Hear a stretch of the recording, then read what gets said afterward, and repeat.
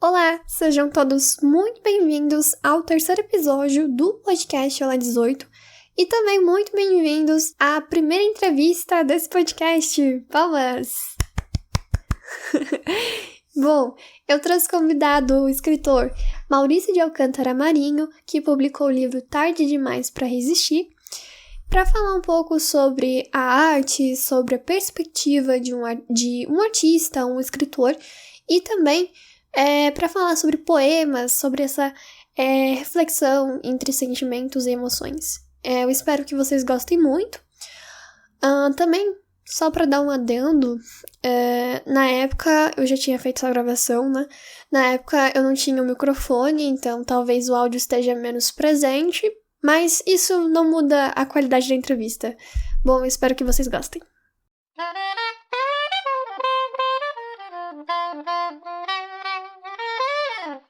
Olá, meu nome é Maurício de Alcântara Marinho, eu sou geógrafo, tenho 58 anos, sou pai de 2 filhos, né?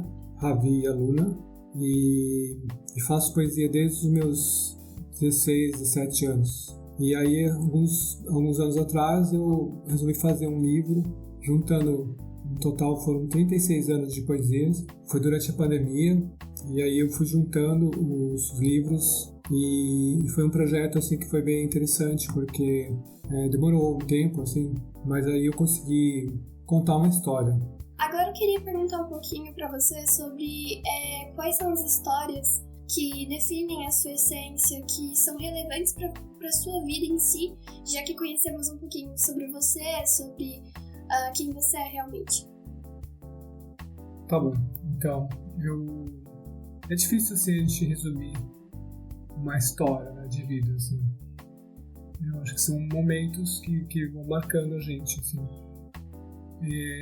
Na minha infância, eu lembro que eu, conversando com a minha irmã, eu perguntei para ela assim, eu fui perguntando o que era a realidade. O sonho é a realidade ou a realidade é um sonho? Né? Eu fiquei nessa dúvida, assim, se aquilo que eu sonhava era real ou aquilo que eu vivia no dia a dia era um sonho. Aí a minha irmã ficou assim, meio sem saber como responder. Isso eu acho que mostrava já um pouco assim, uma característica minha de imaginação, de começar a... Acho que é uma coisa da criança mesmo, assim, que quando a gente vai crescendo, a gente vai perdendo, né? Que é esse mundo da imaginação. Então acho que assim, o fato de escrever, a gente poder expressar as coisas, a gente consegue manter um pouco vivo essa imaginação. É interessante o que você falou, até porque eu li um livro que se chama O Mundo de Sofia, e ele fala sobre a história da filosofia, e uma das primeiras partes que ele fala nesse livro é que tanto as crianças como os filósofos, eles ainda têm essa curiosidade sobre o que em si o mundo é, o enigma do mundo. Então eles não perdem essa imaginação, essa vontade de entender o que são as coisas, e é como se, conforme o tempo, eles fossem, as crianças em si, e fossem perdendo essa visão, essa imaginação em si. E realmente, parando para pensar, é muito interessante. E na minha reflexão, também complementando o livro, né, O Mundo de Sofia, eu acho que os artistas também são pessoas que nunca perdem essa visibilidade que tem pelo mundo em si, porque eles têm essa sensibilidade de se perguntar também pelas coisas, assim como uma criança que se vê alguma coisa diferente e fala o que é aquilo, assim como um filósofo que passa horas pensando o que será por que isso acontece, por que o homem fez isso, ou por que, de certa forma, quais são os elementos da natureza, mas também o artista, que utiliza não só a perspectiva interior das coisas que sente, mas também das coisas que vê. Bom, além de escritor, também poeta, de onde surgiu essa vontade de escrever? Qual foi a sua inspiração? Ou quais são as suas inspirações? Então, eu, na verdade, comecei... quando eu era pequeno, eu fazia desenhos, assim, até fazia alguns desenhos em quadrinhos, alguns personagens, criava algumas coisas. Acho que foi na minha adolescência, assim, que eu acho que tem um momento da vida que a gente de repente começa a questionar as coisas, para que lado que a gente vai, uma certa crise existencial, né? De repente eu me apaixonei, então a gente não sabe muito bem lidar com esses sentimentos. Então eu comecei a escrever e eu desenhava também, fazia alguns desenhos, e eu fui descobrindo esse gosto aí pela arte, né? E ele está disponível assim para compra online, assim, você pode comprar o livro impresso ou o livro também, o e-book, né? E assim, foi um processo durante a pandemia que eu fui juntando eram mais de 30 anos de poesias, e eu fui juntando essas poesias no começo eu queria fazer assim, um apanhado geral das poesias, aí percebi que tinha um tema assim, que era mais interessante, que era relacionado à descoberta do amor, aos afetos, né? As ilusões, os dramas, né? Tudo isso que faz parte também no aprendizado, assim, porque é uma coisa assim que é contínua. E também eu acho que um pouco das minhas descobertas, né? Desde o começo, de como eu fui descobrindo assim, esse gosto pela poesia. Eu, a partir de um contato com um amigo, conheci uma ilustradora que mora no Rio de Janeiro, que ela que fez as ilustrações assim, do livro. Eu mandei, né, uma primeira versão das poesias para ela, e ela leu, e a partir da leitura dela ela fez os desenhos, né? E ela chama Laura Lídia, ela faz a arte também, ela é professora, então ela tem todo um trabalho assim, também ligado à natureza. Tem uma característica do meu livro que é trabalhar um aspecto assim, mais feminino, né? A minha parte, assim, eu acho que todo mundo tem um nosso lado masculino e um lado feminino. Eu acho que a expressão assim, da poesia, ela em si, já é uma característica mais do lado feminino, assim, de expressão dos afetos, né? Daquilo que a gente está sentindo. Isso. Então por exemplo, tem uns capítulos do livro, eu fui dividindo, né, as poesias, eu fui juntando em partes, são 12 partes, na verdade. Eu até chamo assim de como se fossem ingredientes, né? Como se fosse uma receita, assim. Então são 12 partes. Então ela, por exemplo, tem uma parte que eu falo do eu-yin, né? Do yin e yang, né? Que é o lado feminino e o lado masculino. Então, minha característica, e aí buscando sempre também, por exemplo, tem 2 prefácios de 2 amigas que também são poetas, escritoras. Tem uma senhora que, quando eu comecei a trabalhar, eu mostrava minhas poesias para ela, e ela na época escreveu uma poesia, me deu, assim, ela me incentivava. Eu até coloquei isso também no prefácio. Tem uma outra poesia de uma outra amiga que eu fiz, cooperativa da poesia lá na Casa das Rosas, que é um grupo, né, que chama Cooperativa da Poesia, e ela faleceu, né? Então eu fiz em homenagem, escrevi uma poesia dela também. Então o meu livro é premiado pelo aspecto ser feminino também. Acho que isso é uma das características, né? E o tema basicamente é em torno disso, da descoberta do amor e todas as tonalidades que podem ter relacionadas a esse tema, né? E por que Tarde Demais para Resistir? Por que esse título? Da onde que você surgiu essa ideia? Foi antes? Já pensava nisso ou foi depois? Na verdade eu tinha uma ideia inicial de um título, assim, mas foi a partir de uma poesia que eu fiz. É como se eu tivesse, por exemplo, me embriagado com vários tipos de bebidas, assim, né? De repente, mas não no sentido assim que eu estava bebendo, assim, mas é pela paixão que eu estava vivendo. E aí que vem esse Tarde Demais para Resistir, porque eu não consegui resistir e me embriaguei. Sei. Então até depois eu posso ler essa poesia aqui, que é o título. Você pode ler pra gente assim. no final. Tá bom, eu leio. E eu tenho outra também, 2 perguntas.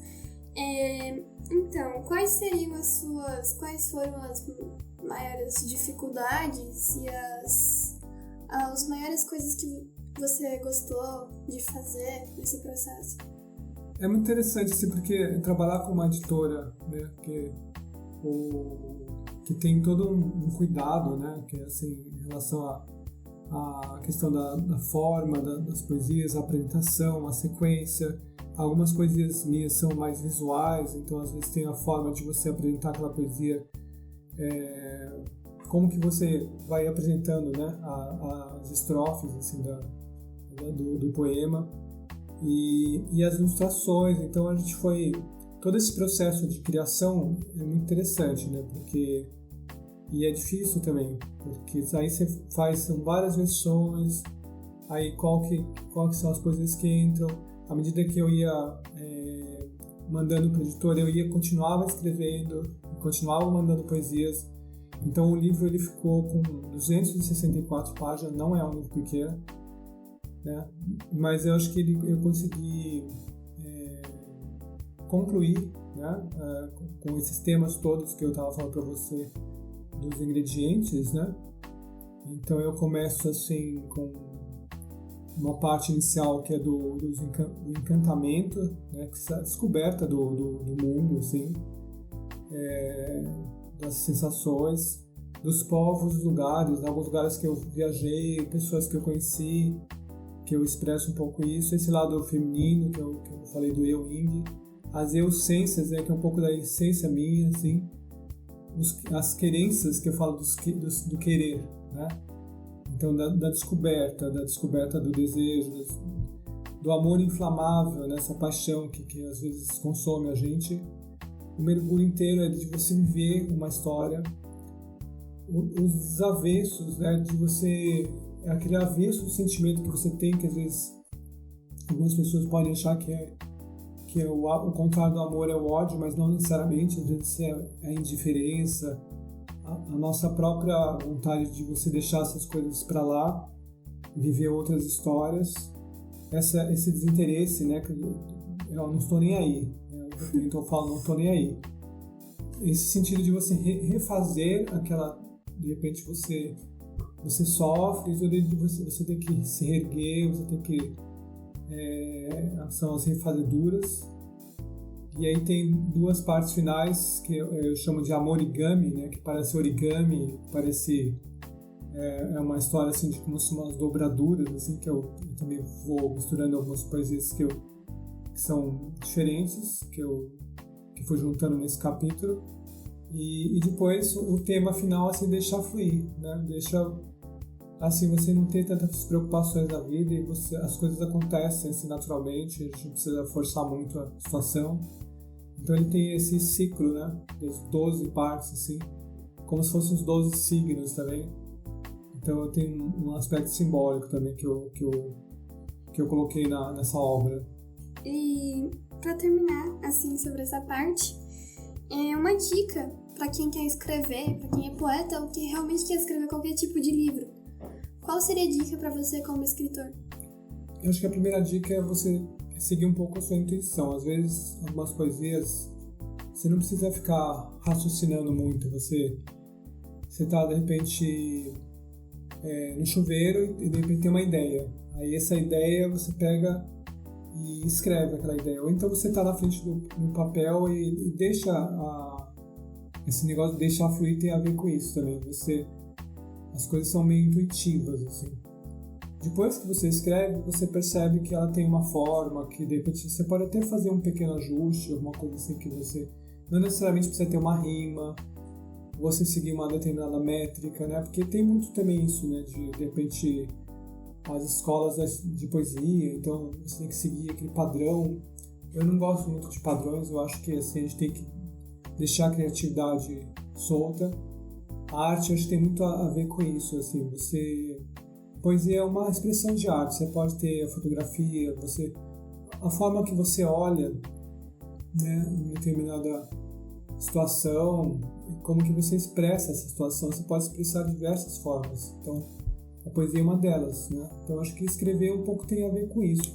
Agora também tem esse outro lado, às vezes você tem uma ideia e aí você constrói de forma mais nacional e você vai escrevendo aquela poesia também. Então você tem tanto um lado quanto o outro, né? À medida que você vai escrevendo, a coisa vai fluindo, assim.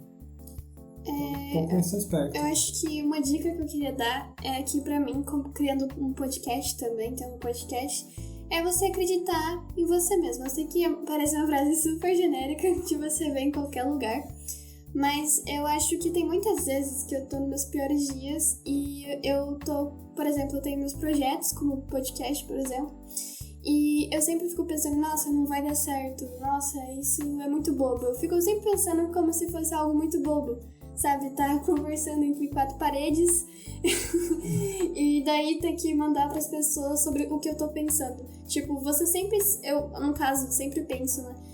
Será que mesmo que alguém quer me escutar? Eu fico pensando muito sobre isso, mas é um pensamento muito de autossabotagem, né?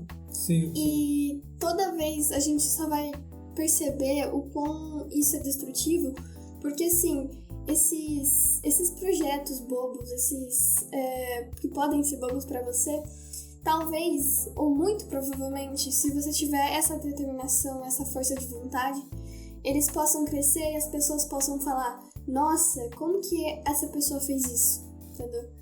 A gente sempre, toda vez que a gente é tão pequeno, a gente sempre pensa que é muito bobo, que não vai dar em nada. Mas isso é um pensamento de agora. E quando a gente estoura, no caso, ou quando a gente cresce, as pessoas sempre perguntam como que a pessoa fez aquilo, ou como se a pessoa fosse sortuda. Mas não, é um processo em andamento. Como você falou, foram 30 anos. Não, 36 anos. 36 né? anos. Então, foram 36 anos de história você fazendo algo assim. Então, criar um livro não é do nada. Criar qualquer coisa não é do nada. Depende muito de você, realmente. Sempre vão ter pessoas que vão falar que você não consegue, que você, né, que é bobo, que é melhor deixar pra lá. Mas o que realmente depende é de você, entendeu? Pra mim, no começo do meu podcast foi a mesma coisa. As pessoas falavam, que é bobo, que não vale a pena, que você não tá fazendo nada. Mas aí o que acontece? Muitas pessoas também vieram falar o quão incrível era de eu estar tentando realmente, ou me expressando realmente. E eu sei que se eu continuar assim, se eu continuar com esse projeto, pode dar muito certo, realmente. E mesmo que só 5 pessoas escutem ele, estão 5 pessoas investindo o tempo delas me escutando. Então eu acho que é um bom ponto pra, enfim, colocar aqui. Eu acho legal você estar falando só pra completar, né? Porque assim, tem algumas poesias que eu escrevi que às vezes as pessoas falam, nossa, mas eu posso compartilhar porque, nossa, eu me identifiquei com essa poesia. Então eu acho que isso que você fala tem muito a ver com isso, porque a gente acaba às vezes captando um pouco a essência do sentimento, que é o nosso sentimento, mas que as outras pessoas também estão sentindo isso. Às vezes as pessoas têm outras histórias, mas elas se identificam, né? Então eu acho que tem esse aspecto assim, que é interessante, né? Porque de certa forma, ou então pessoas assim, nossa, que bom que você está escrevendo durante a pandemia, por exemplo, isso é uma luz, né? Isso me traz uma coisa legal. Então eu acho que tem esse aspecto que você fala mesmo, quando a gente, mesmo que a gente ache que de repente a gente não está isolado, a gente está, mas você tem sempre alguém que tá em busca disso. Então, pra mim, se eu vejo uma pessoa fazendo algo, tipo, tocando, sabe? É porque assim, eu tô tão acostumada a ver as pessoas seguindo o mesmo ritmo, sabe? Às vezes você vê, por exemplo, o que eu vejo, né? Um adolescente tá lá e só fica no celular 1000 horas por dia, entendeu? E quando você vê algo diferente, sabe? Da pessoa podendo fazer coisas diferentes, coisas que ela gosta, não seja só arte, mas também cozinhando ou, sei lá, andando de skate, fazendo coisas assim tão vivas. Pra mim é como se isso me inspirasse, pensar assim, nossa, eu quero fazer isso também. E muitas pessoas vieram falar comigo também que se identificavam com o que eu falava, ou elas também complementavam com outras experiências delas e falavam assim que também queriam criar um podcast. Isso é o que mais me deixava feliz, tipo, as pessoas queriam criar um podcast. E eu também criei o meu podcast porque eu ouvi outras pessoas com o podcast e falei, nossa, eu também quero me expressar. Então acho que é muito interessante a gente poder continuar com isso e não ter esse medo, sabe? De realmente, será que o que eu tô fazendo é importante? E isso me faz lembrar de um cara que eu sigo no Instagram, que ele fala bem assim, que é melhor a gente não pensar na nossa importância em si, porque, querendo ou não, a gente é só uma migalhinha, assim, bem minúscula no universo. E eu acho que quando a gente fica se perguntando se a gente é importante ou não, a gente deixa de viver realmente. Sim. Eu queria também te perguntar sobre qual que é o seu significado para a arte e de que forma você vê a arte como um meio de melhorar o mundo. Bom, eu acho que, assim, importante a gente, quando a gente escreve, a gente, por exemplo, as coisas que estão acontecendo na nossa sociedade, né? Os conflitos, os momentos que a gente está vivendo também, a gente também expressar isso, assim, não só aspectos ligados a emoções ou sentimentos, assim, que a gente vive, né? Mas também coisas das situações reais mesmo também. Então, por exemplo, alguns personagens que marcam a gente, ou mesmo outros poetas que também a gente pode estar expressando. Situações, por exemplo, conflitos, né? Por exemplo, você tem lá a questão lá dos povos Guarani, Kaiowá, que tem assassinatos, né? Então, por exemplo, situação assim, relacionada à política no Brasil. Transformar isso de uma forma em poesia, às vezes até com certo aspecto de humor também, isso é uma coisa que é interessante também, porque a gente consegue resumir um pouco daquele momento em poucas palavras e que fazem sentido para as pessoas, né? Então acho que a arte tem um pouco a ver com isso, também com isso, né? De não só aspectos abstratos, mas também situações reais. Eu vou recitar 2 poemas do meu livro. Um que fala sobre jovens, né? Um pouco sobre alienação dessa coisa da internet, né? Que a gente vive nesse mundo da internet. E de repente não necessariamente a gente pode viver outras possibilidades. Então, esse primeiro poema é assim. Um postava no Facebook, outro no Instagram, outro no Twitter. O WhatsApp era palco dos 3. Quando se encontravam, ficavam mudos, cada um em sua bolha de cristal. Ela dava risada, por nada e por ninguém, em sua rede de algodão, balançante ao vento real, lendo um livro, contando estrelas até o dia clarear. Bom, gente, foi isso. Eu gostaria de agradecer a sua participação e foi incrível realmente entender como que é a sua perspectiva como um autor, escritor, poeta e compartilhar para esses pequenos escritores que estão começando e como que realmente é a arte para você. Bom, eu que agradeço a oportunidade de contar um pouco da minha história e assim, espero que tenha novos projetos, né? Eu tenho algumas coisas em mente e agradeço aí a oportunidade de participar com você. Obrigada. E vocês também não esqueçam de deixar os comentários que vocês acharam desse episódio. Seria o primeiro episódio de uma entrevista aqui no podcast. E também compartilhar com seus amigos, familiares, qualquer pessoa assim que realmente goste de refletir sobre a arte, os poemas e a escrita. Tchau! Tchau, até mais.